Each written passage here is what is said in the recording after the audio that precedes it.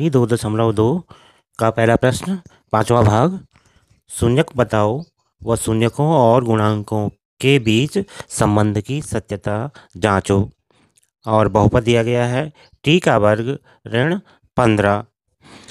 बहुपद के शून्यक ज्ञात करने के लिए हमें बहुपद टी वर्ग ऋण 15 के गुणनखंड करने होंगे। लिख सकते हैं, हम जानते हैं कि टी का वर्ग बराबर टी गुणा गया टी, या हम इसे ऐसे लिख सकते हैं टी सारे का वर्ग। ऐसे ही हम 15 को लिख पाते हैं वर्गमूल 15 गुणा गया वर्गमूल 15, और इसे हम लिख सकते हैं वर्गमूल 15 सारे का वर्ग। यानी 15 के जो दो खंड होंगे वो होंगे वर्गमूल 15 गुणा वर्गमूल 15। जैसे टी वर्ग के दो खंड हैं टी गुणा गया टी, इसे हमने लिखा है टी सारे का वर्ग। इस तरह से हम यहाँ लिख करके आगे बढ़ेंगे। टी का वर्ग ऋण 15 या टी सारे का वर्ग ऋण वर्गमूल 15 सारे का वर्ग। अब हमें एक संबंध पहले से मालूम है, वो इस तरह से है, ए का वर्ग ऋण बी का वर्ग बराबर ए धन बी ए ऋण बी।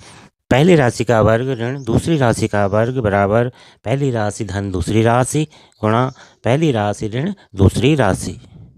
अब इस सूत्र के अनुसार ही हम यहाँ खंड कर लेते हैं, या पहली राशि धन दूसरी राशि गुणा पहली राशि ऋण दूसरी राशि। पहली राशि टी है, दूसरी राशि वर्गमूल 15 है। अब यहाँ हम बहुपद के बराबर शून्य रखेंगे, जो इस तरह से हो जाएगा टी धन वर्गमूल 15 गुणा टी ऋण वर्गमूल 15 बराबर शून्य।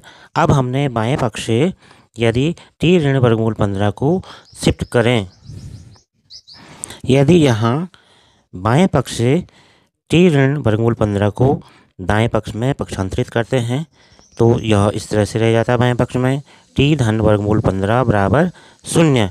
या अब वर्गमूल 15 को भी हम दाईं ओर पक्षांतरित कर देते हैं तो यह इस तरह से हो जाता है टी बराबर ऋण वर्गमूल 15।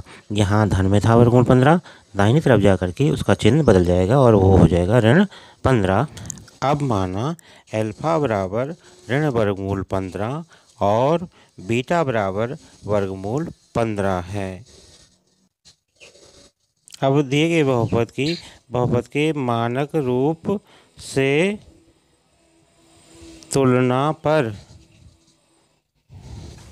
दिए गए बहुपद के मानक रूप से तुलना करने पर ए एक्स का वर्ग धन बी एक्स धन सी ये मानक रूप है, और टी का वर्ग ऋण 15 ये हमें दिया गया बहुपद है। तुलना करने पर हम यह पाते हैं कि दिए गए बहुपद में बीच वाला पद यानी एक्स वाला पद हमें नहीं दिया गया है। तो इस तरह हमने छांट लिया है कि ए बराबर 1, बी बराबर 0 और सी बराबर ऋण 15 तथा एल्फा और बीटा हम पहले ही निकाल चुके हैं। एल्फा बराबर ऋण वर्गमूल 15 और बीटा बराबर वर्गमूल 15।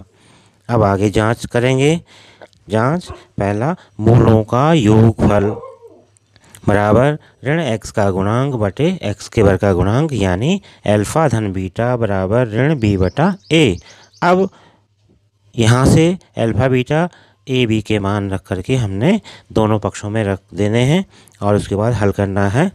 और हल करने के बाद हम इस नतीजे पर पहुँचे हैं कि बायां पक्ष बराबर दायां पक्ष, बाएं पक्ष में भी शून्य आ गया, दाएं पक्ष में भी शून्य आ गया। तो इस तरह से बायां पक्ष बराबर दायां पक्ष। इससे आगे शून्यकों का गुणनफल यानी एल्फा गुणा गया बीटा बराबर सी बटा ए, यह संबंध है शून्यकों तथा बहुपद के गुणांकों में। दूसरा संबंध एल्फा गुणा बीटा बराबर सी बटा ए। तो मान रखने पर यहाँ भी हम इस नतीजे पर आ पहुँचे हैं कि दायां पक्ष और बायां पक्ष दोनों बराबर हैं, यानी LHS बराबर RHS।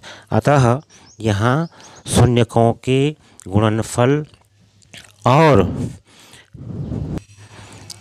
तो LHS बराबर RHS।